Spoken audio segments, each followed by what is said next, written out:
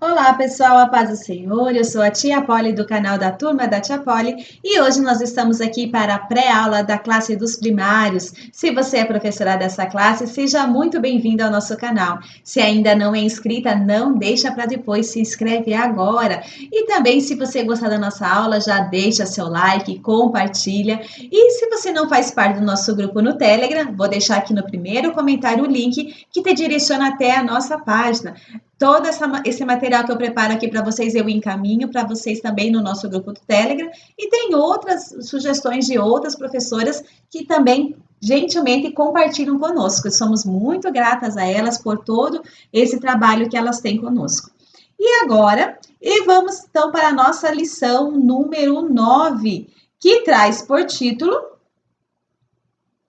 A Grande Recompensa dos Missionários. Trouxe algumas sugestões de louvores para vocês ali.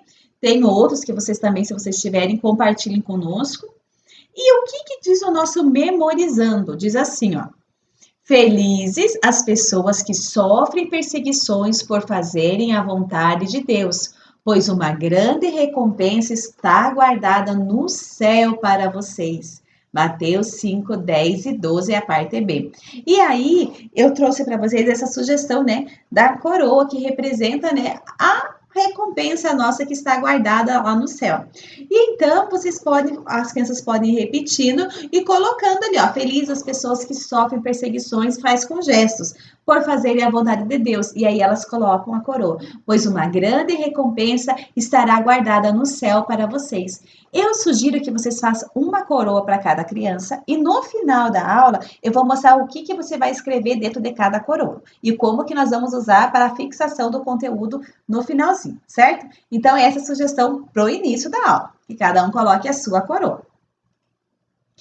A nossa maleta missionária, da onde nós estamos tirando, porque nós vamos continuar a sequência das viagens de Paulo.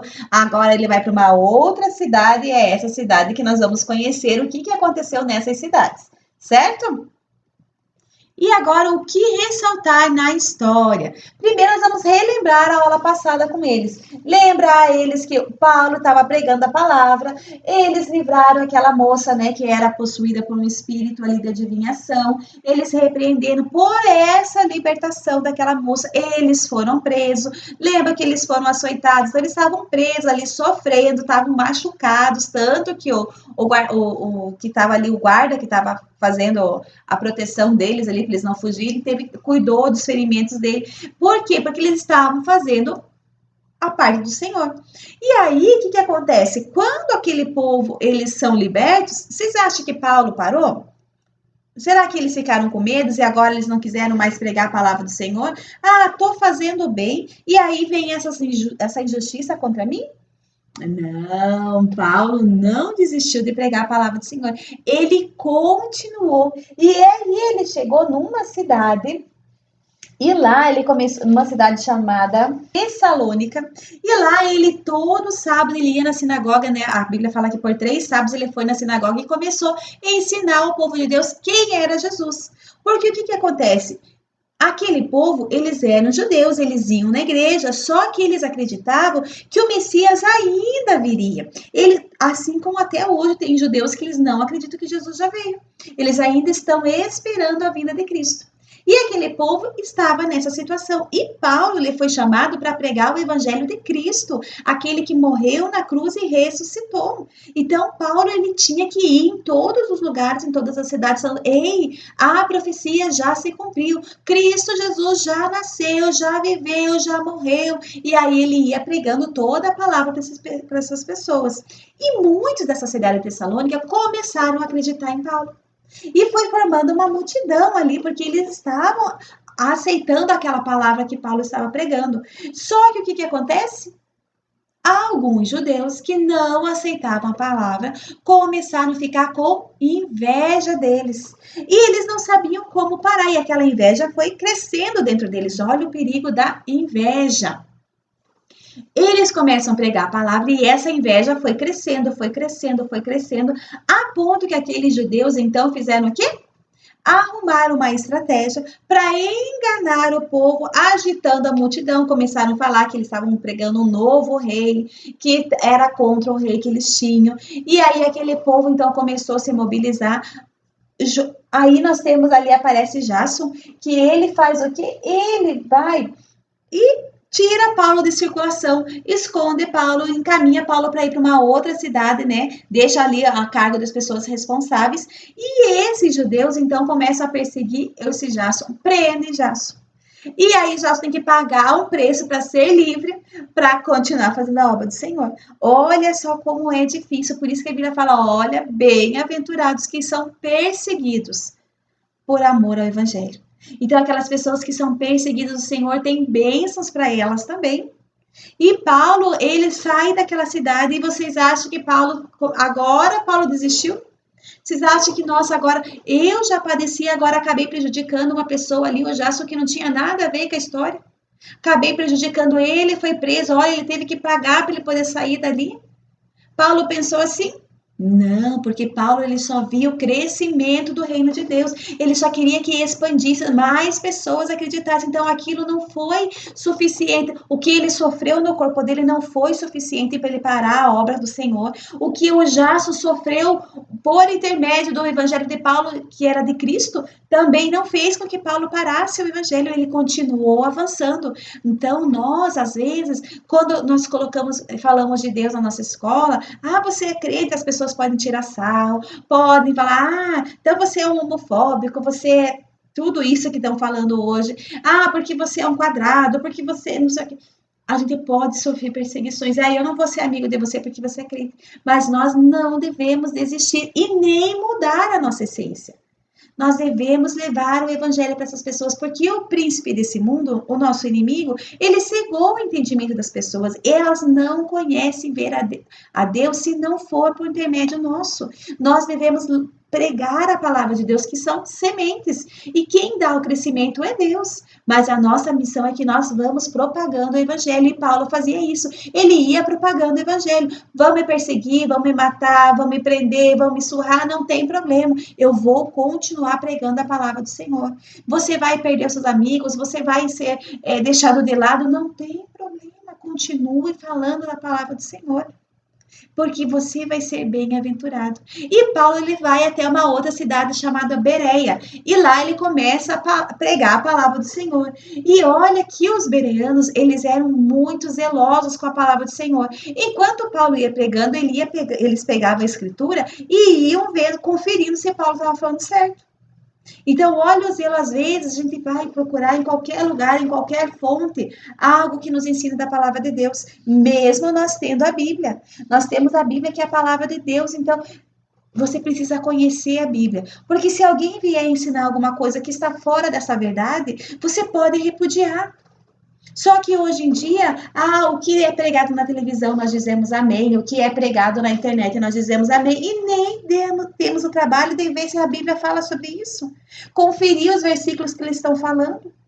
Ver se realmente a história está de acordo com a palavra de Deus, com essa multiplicação de séries cristãs, de filmes cristãos, de novela cristã. As pessoas têm mais acreditado naquelas histórias do que na história que está na Bíblia. A pessoa nem vai ver como é aquela história na Bíblia para ver se a mídia está trazendo o verdadeiro. Inclusive, desenhos cristãos, às vezes eles não estão de acordo com o que diz a palavra. Então, os bereanos, eles eram muito zelosos e nós precisamos ser como eles. Vamos levar tudo à prova da palavra de Deus. Se estão ensinando de acordo com a palavra, amém. Só que você precisa conhecer a palavra para poder ser direcionado. Aquele povo, ele conhecia a palavra. E Paulo continuou pregando a palavra de Deus, mesmo sabendo das perseguições. Ele sabia que neste mundo ele não receberia recompensa nenhuma pelo que ele estava fazendo. Mas o galardão, sim, isso ele receberia. E o galardão nós recebemos aqui nessa terra?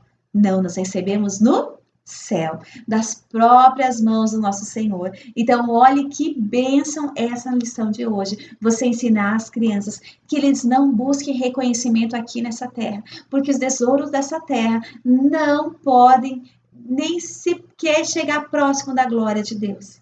Então, que nós possamos ajuntar tesouros no céu com as nossas atitudes e continuarmos levando a palavra de Deus aonde nós estivermos. Amém? E para finalizar, eu trago para vocês uma brincadeira. Essa brincadeira é o seguinte: lembra das coroas no início?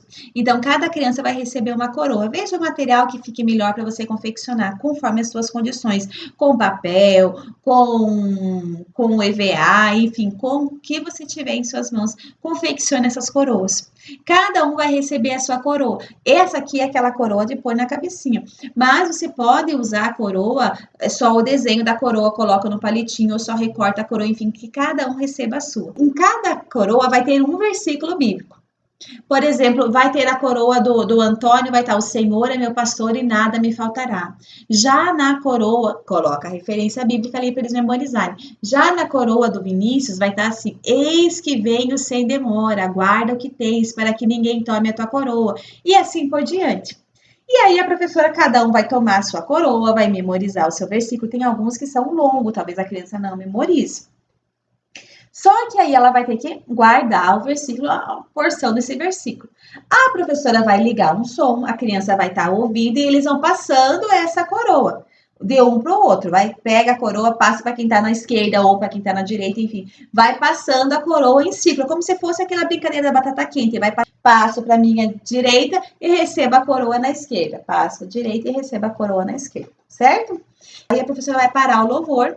Nessa hora, a criança vai pegar e a professora vai escolher uma criança, né? Todos eles vão ler qual é o versículo que está na mãozinha deles agora. Antônio, com quem será que está a tua coroa? E ele vai ter que descobrir com quem que está. Mas como que ele vai fazer para descobrir essa coroa? Ele vai ter que falar: olha, no meu versículo fala sobre pastor. Se ele memorizou, ele pode falar: meu versículo fala: o Senhor é meu pastor e nada me faltará. Salmo 23, 1. Se ele não lembra o versículo total, ele vai dizer: olha, o meu versículo fala sobre pastor. As crianças vão lendo o versículo e aquela que tiver no versículo ali que fale sobre pastor, ela vai levantar: ó, aqui fala o pastor. Aí ele vai conferir se é aquela mesmo, que o Senhor é meu pastor e nada me faltará. Certo? E aí ele toma a coroa no lugar e pode se assentar, porque ele encontrou a coroa dele, ele guardou, porque ele guardou a palavra do Senhor no seu coração, ele falou da palavra de Deus e agora ele recebe a coroa dele e ele sai da brincadeira neste momento, certo? Aí a professora tem ali uma recompensa para dar para ele, sei lá, um pirulitinho, uma balinha, um lapisinho, ou só um marcadorzinho de Bíblia, enfim. Ele já recebeu ali, porque na verdade a recompensa dele será a coroa mesmo. Só que às vezes ele pode ficar triste por ter saído da brincadeira, mas a ideia é que ele cumpriu o papel dele, ele falou a palavra dele e ele, né, já recebeu a sua recompensa. E aí vai para o outro, mais uma rodada, vai passando ali a Bíblia, vai tocando, vai passando a coroa, você vai deixando o louvor tocar. Para o louvor, você escolhe outro aluno. Agora é a tua vez, Vinícius. O Vinícius vai falar: olha, eu não lembro muito bem a minha passagem. Eu sei que fala assim, que tem a ver com coroa, para guardar a coroa, que Deus está vindo, alguma coisa assim. E aí o coleguinha vai levantar, vai ler e falar: será que é essa? Apocalipse 3:11, eis que ele venha sem demora, guarda o que tens para que ninguém tome a tua coroa. Ah, isso mesmo. Então, o nosso incentivo é para que eles memorizem o versículo. Se eles não memorizarem, eles podem ir falando as partes que ele lembra do versículo. Aí ele toma sua coroa, ele recebe essa coroa e sai da brincadeira. E assim você vai fazendo até que todos encontrem a sua coroa, cada um no seu tempo, certo? Então é essa a sugestão da brincadeira que eu trago para vocês. Eu trouxe alguns versículos aqui para vocês usarem também. Eu acho, não sei se dá 10 versículos, mas veja aí, vocês, conforme o tanto de alunos de vocês, vocês vão pegando mais versículos também. Amém?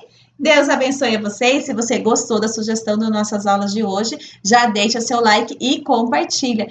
E se você gostou da nossa aula de hoje, deixa a sua opinião aqui nos comentários, porque tudo isso faz com que o nosso canal cresça cada dia mais e mais pessoas possam aprender juntamente conosco. Amém? Deus abençoe e até a semana que vem, se Deus permitir. Tchau, tchau!